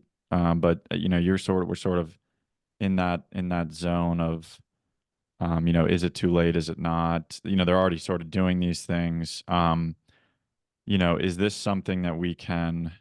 I mean, I believe personally that we can if we're working on ourselves in these spiritual contexts that we can at least be conscious of these things. It's better to be conscious of something that's happening to you than to not understand it, not know what's happening. But how, where can we go from here? Is it something where we need a sort of collapse as a solution, potentially? Not an engineered collapse, which is what they will probably go for, but more of a potentially natural sort of disaster or something that can collapse the society and we rebuild from there. Where can we go from here? How do you see that? Yeah. Well, the thing to bear in mind is that whatever happens, you're still in the same position. You're in no different position than you would be if it didn't happen. I mean that the obligation is still to evolve, irrespective of what external function is, and Mm. the objective is to maximize your evolution as much as you can. So that doesn't change. Whatever happens, whether the world is collapsing tomorrow, you should still be in the best position that you can be spiritually. Hmm. The external events in some ways don't matter. So Mm. on a personal level, the same principle applies. Try and evolve spiritually and try and understand the world. That's one thing. So that doesn't change, and we do have control over that. So we should never lose sight on that. What you don't want to do is to succumb to the system, to succumb to the relinquishing of your free will, to succumb to a system where you're physiologically being taken over as far as possible. At a certain stage, it may not be feasible, but certain people, spiritual people, will give up their life rather than take that. They won't take that, and that's a choice that people will have to make. In relation to the macro element, there is a sense of general, if you want to use the word karma, in this. People are being given a choice, and most people, it could be that 80% of people say, okay, no problem, I'll go along with the thing. Give me the thing, give me the thing. That's fine. They have to take the consequences of it. That's their choice. And if they say, well, I didn't understand it, it doesn't matter. You know, the deliberate cultivation or acceptance of ignorance, especially in the world that we have, it's a choice. Your choices get you there. People are entitled to take that chance, and I'm not going to persuade people out of that. It's up to them to make their own decisions. I advocate for spiritual consciousness, and if you do accept that premise, you couldn't, you can't go on certain paths you would not pursue. In relation to the general issue, there are certainly, at some stage, question is when, there will be an eruption of the volcanoes in association with the sun cycles, and it will have a profound effect. It will possibly induce another mini ice age. I believe this is there's a greater chance of that than the continuation of the global warming thing. When in the 70s, people were more concerned about nuclear winter, for example. This is people forget about how quickly these things change, and this is what changed Christianity in the year 536 and 540s when the volcano happens. That's why the Druids, I believe, transferred to Christianity, because their magic wasn't working. That's why the Roman Empire fell, because there was dark ages. It's proven by scientists, but it's proven in the records that it's even becoming evident from the ruins, the oldest ruins on stones here in Sweden. They explain that they've reinterpreted one of the old standing stones, and it says here, for example, that 9 generations ago the wolf ate the sun and the crops died and the people died, and they were describing the situation associated with the volcanoes. And if you look at dendrology and the branches from it's clear that there was no growth in 536 and 540 because the skies were covered with this stuff, and it was cold. And what happened in Ireland was, I believe, they said, look, the worship of the sun is not working, the druidical thing. There must be something here with the Christian, and they unified the sun and the cross in the Celtic cross, and they brought their magical traditions and their knowledge of magic into early Christianity. That's why they were much more adventurous. That's why they sailed up to Iceland, probably over to America at that period. They went to the ends of the world. They were adventurous. They built out on Skellig Michael, and Michael is an important figure in relation to Steiner as well. They interacted with light beings. There's descriptions of it. They knew how to do natural magic. Quite incredible stories, good records. Also, for example, 697 is the first precursor of the Geneva Conventions of protection, a law that was made in Ireland to protect non-combatants in the case of war, which was an actually international convention with a number of countries involved that the monks organized in 697. So these were very sophisticated people that were gone, but that was initiated by this inevitable cycle of volcanoes in Iceland erupting, and that will happen again. That's why Rembrandt always has clothes on him, a lot of clothes in his self-portraits because he was cold, because the little ice age was across Europe. It was very, very significant. He was always cold. That's why people say about the colors in his face. He was cold. It was Hmm. colder then, and it was very significant. That can happen. There is also, if you look at the Marian apparitions, in particular Garabandal, which I've been interested in. I met very, very briefly one of the women when I was down there in that witnessed the in when I was down this summer. And if you look at what Conchita has said, we will have this illumination of conscience, which I equate with a collective near-death experience, which makes sense in relation to the idea that the race is dying, that there would be some collective uh, conscious experience. But the idea that there will be a universal illumination of conscience that can happen, preceding an intervention to stop what's happening. So, on a number of prophetic things, um, I believe there will be an intervention, whether you call it an extraterrestrial intervention or a natural or whatever. The nature of what we're facing is a spiritual creation. This materialist Ahrimanic force is Yeah. a spiritual being. There Yes. is a spiritual entities in that. So other spiritual entities will intervene at least to give us the option to continue with this thing or to get out or to break it down. Yeah. I personally believe that doesn't mean that I will stop it.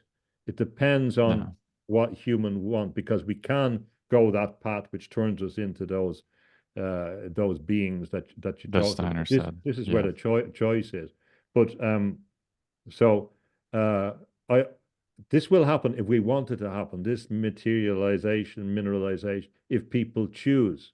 I'm not going to choose it, but Yeah. as I've said, I can't stop other people. I mean, I'm amazed at what people believe in. So I'm the odd man out in Right. many senses about conversations about what people want and how people don't see it so bad and how they will go along. As I say, good luck to them. It's their choice. This is the great thing about free will. I'm not choosing it. I'm not going to stop them choosing whatever. It's a serious thing, the spiritual thing. It's not a game in that sense. The only game is the game for control of our consciousness, but it's not a game in relation to ourselves. If you believe that there's nothing there, it's frivolous, it's flippant. It's easier for you to make. It's easier for one to make those mistakes, make those choices. But I do take it serious. I believe there are consequences, and I believe that we're facing the manifestation of a demonic force, an Ahrimanic force, as Steiner accurately predicted, manifest through science and technology. And that can only be combated by alignment with superior elevated forces, or the Christ force, Hmm. by align or the Michelic force. Which, Yeah. Michael was the key figure, of course, that I think that Steiner correctly anticipated was the solution or the guiding force in response to this. So Yes. there's a certain point you're kind of going one road or you're going the other road. And once you get on one road, you'll go by the fork and you won't be able to go back on it at a certain point.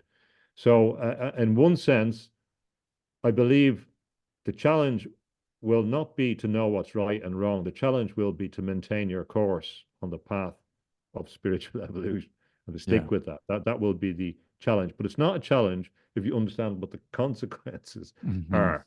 You may fail in certain things, but if your soul goal and two meanings of that is to maintain your soul, then you will be all right in my view, whatever happens.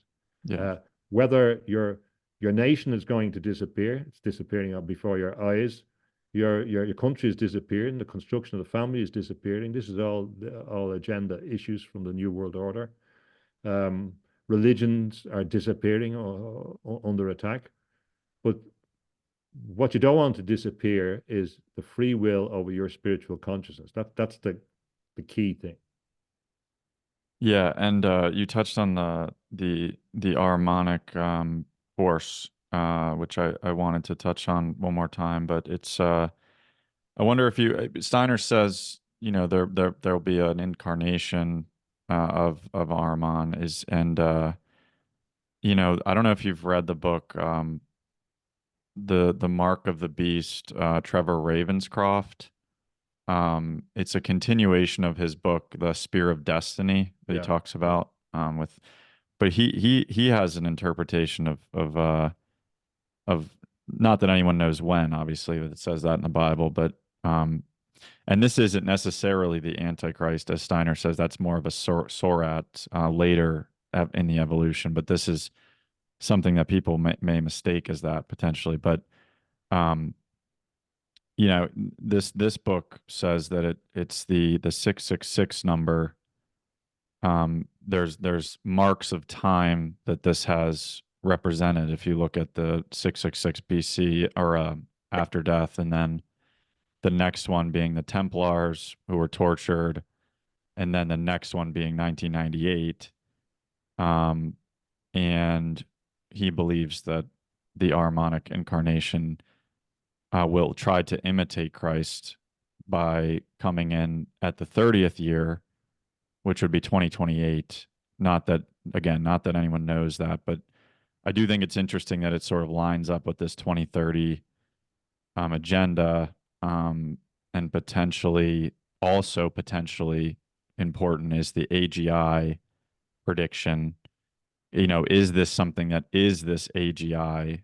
As Kurzweil predicts right around that time. I don't know if is he within these sort of secret brotherhoods that might know this thing, but he predicted almost exactly that date, that year, for this AGI, this artificial general intelligence. Is that something that you see as this incarnation is actually a machine? Maybe that's something that's dense enough to actually hold this sort of material thing. Yeah, I do. I think that there was something in what Lilly talked about in the solid state entity being a kind of incubation for a different force. Mm. So I think the system is critical. I think the focus on individual uh, is overplayed in some sense, or we may not be reading. When you're talking about certain Hmm. prophecy Hmm. and revelations, you have to interpret them on different levels. And I think sometimes people are over literalistic about the things. But the oh well, they say, well, Our Lady at La Salette and the Antichrist story, if that was right, it was meant to be born in 1860. It couldn't be true because who be dead. But they may not be reading it properly in relation to the systemic element. So I see the Antichrist thing more in a system, and I believe that it was the communication network. You could even see the undersea cable network, Leviathan. You can see the Mm. connections there. Now, the numbers in my view, are slightly different. I think there's maybe too much focus on the 666. I'm not saying that's not relevant in it, but another way of looking at it is on what does this X mean? Yeah. So X is critical. It's The from X club, Atlantis etc. originally, right? The It's something with X stenography. A lot of Elon stuff is a lot of this X. Yeah, yeah. There's a whole load of dimensions. It's there in all the magical tradition, and certainly we're talking about Atlantis, New Atlantis, and Francis Bacon is the Hmm. critical core of the military industrial Atlantis NATO context that's getting Sweden ready for war. That it's Yeah. a peaceful organization. Anyway, um, so the X is based on the quincunx on so that's the arrangement like a five on a dice. So we have a square with one in the middle. So the five on a dice is a quincunx, and that's the basis of an X. Now this is important because we see the X and this five through all the ancient literature. So Thomas Brown, for example, in the 1600s, writes a book about this and why it's so important. And there were certain things that led them to it. For example, in the human body, the decussation, the the X, the fact that the left side is controlled by the right and the right side, there's a fundamental Mhm. principle in there that they noticed. They found this in nature. So the plantation system is critical. The plantation of gardens was critical because it was a recreation of Eden to try and replace or reestablish the Garden of Eden after the Protestant Reformation. And they said, okay, well, what we need is knowledge to combat the ignorance. And then we get back to the Garden of Eden. And also, we unite the world in one system and one language, and then we can build the Tower of Babel and be God can control us. That's what it says in Genesis. So they use this X in the plantation system. So you put one plant down and then you put four plants around it and you build out and you can see all the way down each line. Everything is equidistant. You see it in the mullioned windows. Galton was in looking at one of these one day and he reproduces it in his Galton board, which is a little device which is based on this having protrusions in this pattern. So you drop balls through it and they demonstrate a bell curve or normal distribution. But he was inspired by this idea of the X. The X is the basis of the mesh fence that you see in cage. It's the basis of the diamond shape of the planted towns in Northern Ireland, of the Norman town structure. It was the basis of Roman military operations. It was a deep, deep idea. And then so that five-pointed thing, of course, the the pentagram, pentagon, MI5, Box 500, another name for the MI5. Um, the the Pentagon, as you said, Five Eyes, the system that Mhm. controls this network. You say, oh, that's a coincidence. The CIA was really inspired by Camp X in Ontario and Canada, British Secret Service. That was a critical device. You had the X plane system we talked about already. The X Club. It just goes on and we have the Yeah. new payment system, XRP system. We have the X Twitter Mhm. system. We have X also, of course, represents Christ, Yeah. and it was inverted.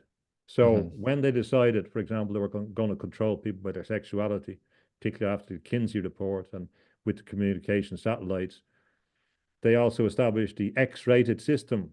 So X is associated then with pornography or adult material, etc. Constant, constant sign. So the X is the unknown and the known. It's the X factor. It's revealing the unknown factor. So you have this strange continuation. So in many ways, the X at one end of it, representing the Christ, becomes the end of the Christian era, 2,000 years after an estimate about his death in the 2030s. This is the end, Mhm. and also it symbolizes, in many senses, I think, ex-humans. We're not going to be humans anymore. So Mhm. there's a curious continuity, consciously or unconsciously, where all these systems are kind of signal. And then also, if you look at birth control, now I'm not talking about normal medical procedure, but just the kind of fashion as it became of population control, birth control, population control. It was Title X, representing 10 in the United States. It's a critical thing. If you look at the document that founded the Cold War, there was a document X. If you look back on the internal reports that say, "Oh, this made us think differently about the Russians," it's a signal. It became a signal in the network that X represented this new world in some way.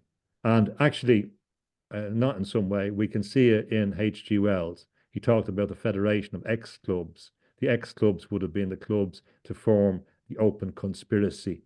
Mhm. So it's there in the whole in the whole set. So so the antidote to that is, in my view, the figure nine, because you have your five, but the five is based on having four spaces, which are four spaces between them. And I think ultimately the five concept has to be enclosed either by a circle, as you have in noughts and crosses in some of these magical games. It's combated by a circle around the X, and we see this in magical symbols, or it's combated by the superimposition of a grid of 3 by 3. And this is what Tesla was talking about, 369. I believe that when he was talking about 369 as the secret of the kind of universe, he was indicating a deeper knowledge. Garabandal has 9 pine trees on the top where the Virgin Mary appeared. 9 trees around the well in ancient stories in Ireland. There's a link between nine and the solution. There will be. It may also be the model that ultimately this five system, this structure of control manifested in the five, in the X, will have to be contained by a totalized system that surmounts and takes over that. We won't be able to just minimize it. Ultimately, in the long history of things, no matter how long it takes, these systems will have to be brought under control by a bigger control force. And that's what's going to have to happen. And that will partly involve people in it themselves changing. So I think we should think more we should think more in terms of the system and the magical and sorcerous manifestation of symbolic things that become more important. Of course, we have the X chromosome, which is another, and we have X-rays, which is the critical technology they used to determine the structure of all this crystallography stuff. It came from X-ray. It's X-ray crystallography. That's where. So the X is a consciously or unconsciously, they all point towards this new world order. So in the X plane thing, the last one, the secret network of planes, which is easy to see that some of the UFO sightings would have been sightings of military X planes. X-Men is another indicate, transhumanism, Professor X, all this kind of stuff. But the X plane system reminds us of H.G. Wells, the founder of the New World Order plans, open conspiracy, and his war. He started, the War of the Worlds, the utilization of a fear of an invasion to inspire people to come together. So really, we have to look at the pattern of history. But I would urge people to look at that shape as well. Look at the shape, the five on the dice, and it's a containing force. It's an intersect. Even the idea intersectionality, it defines. It's kind of represented by an X. There seems to be.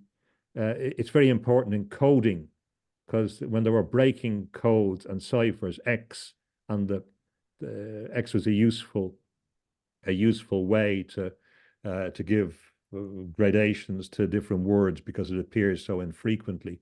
You could begin to work from there. Caesar used an X cipher. There's Masonic ciphers based on it's just endless stuff. It goes. The witches use X symbols. King James started his witchcraft persecution when he saw some of these symbols on in houses, X in particular. It's a very, very deep superstition and system that they've built, because they often operate. People forget that these people are superstitious. And one last point, if there's some interest in historical stuff that I came across, and it kind of surprised me. I was trying to figure out, why did they bury figures like Bridget, whose feast day is coming up very shortly. Bride, the figure that represented a pagan goddess and a saint in early Christianity. She was buried about the time of the Reformation, and the Saint Bride's Well in London became a Bridewell prison, an inversion. The Mm. Normans seem to be they were afraid of the power of the Irish saints, and this has come up in historical literature. I was surprised to find out they were literally afraid of the power of these saints. So they believe in these forces, but the people that were meant to be protected by these forces have been convinced that there's no power in them, and therefore they've been deactivated. So, like Steiner looks back and encouraged people to look back. That was why C.S. Lewis was looking back to Merlin in That Hideous Strength. They're looking back to figures that were there before, in particular, the Normans came, that were mythological, that would be utilized in the battle in a combination of the pagan forces and the Christian forces and whatever other spiritual forces brought together to fight against evil forces. So I would say concentrate on five and think of nine as a solution, and think of the Antichrist in particular as a system. Because even if one individual comes along that's miraculous in some way, they cannot function without the system. There's still that Antichrist figure Right. works in a system. They couldn't be powerful beyond that. It would be absurd to think of it. So it's the system that's crucial. And that network, the network is defined by this joining together of these in a quincunx, in a five pattern. And that's how they think. We'll establish a network. What do networks do? They catch things, they catch fish, they catch people. We're caught in the network, and we're going to be integrated into the network. Right. Yeah, the nine is an interesting concept that you talk about. We have the nine spiritual hierarchies as well. We have the nine part human being with the three parts of the soul that are included that Steiner talks about. So I think that is a good interpretation that there's something within that nine that that is an antidote to that X. Um, but no, I think that's a good place to wrap it up. I think you know, we've covered a lot of good topics, a lot of good history. Really have gone through a lot of different things from as far back as, you know, the 1850s all the way up till now. So yeah, it's been great to talk to you today. And you know, where can people find your work? I know you have books on Amazon and you have your website.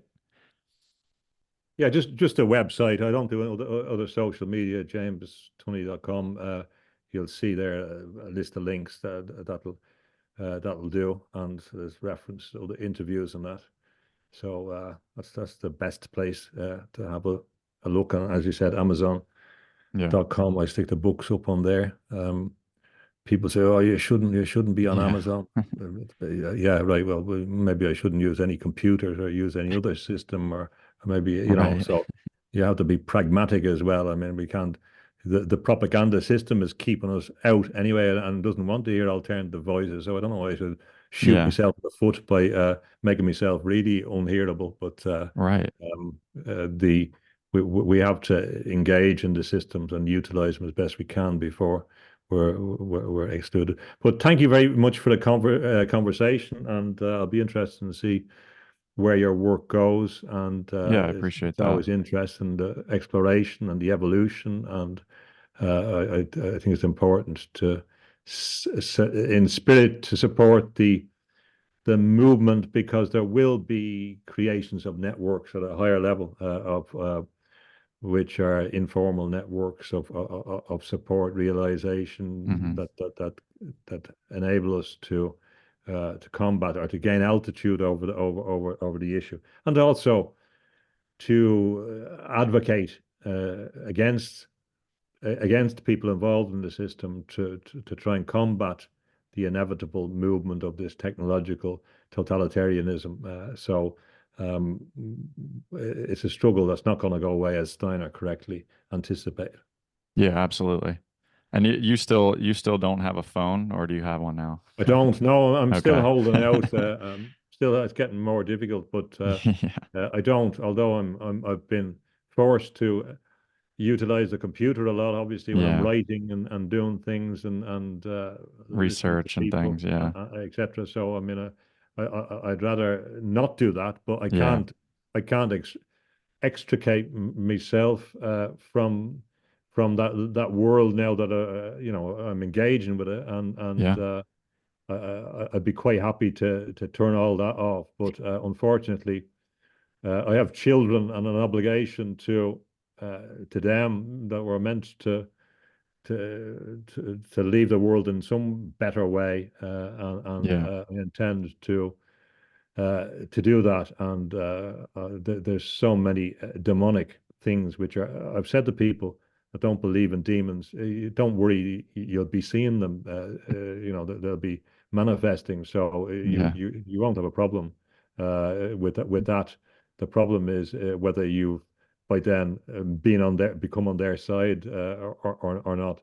Yeah. So, but I'm not going to be, and it's important to present opposition. And I don't have any doubt over the long course of history that the human spirit is more creative, more powerful than whatever technological systems, even though it can inflict massive damage on the human race, that the power of human creativity, imagination, and compassion will ultimately triumph.